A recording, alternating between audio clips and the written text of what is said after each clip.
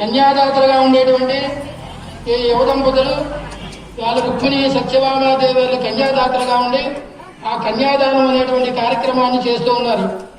ఈ కన్యాదాన సమయంలో మహాసంకల్పం అనేటువంటిది పఠించాలి. గొప్పదైనటువంటి సంకల్పముగా చెప్పబడుతుంది. ఈ మహాసంకల్పంలో మనం ఏ ఏ నదులు ప్రవహిస్తున్నాయి, ఏ ఏ పర్వతములు ఉన్నాయి, ఏ ఏ ఋషీశ్వరులు ఎక్కడ ఉన్నారు, అలాగే ఈ సమస్తమైన భూమండలాన్ని ఎవరు ఎలా రక్షిస్తూ ఉన్నారు, దీని అంతటికీ కూడా ఆదిపురుషుడు ఎవరు అనేటువంటి సమస్తమైనటువంటి విజ్ఞాన సంపదతో కూడుకున్నది మహాసంకల్పం. ఇది కన్యాదాన సమయంలో పఠించడం సాంప్రదాయంగా చెప్పబడుతున్నది.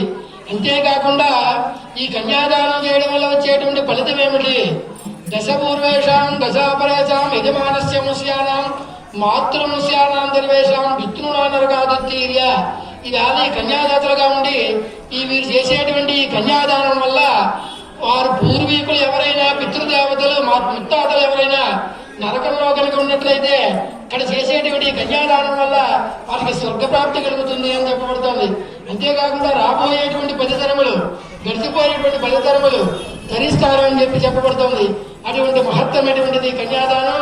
ఈ మహాసంకల్పం జరుగుతుంది. భక్తి శ్రద్ధలతో విని ఈ కార్యక్రమాన్ని ఉపయోగపడుతున్నాం.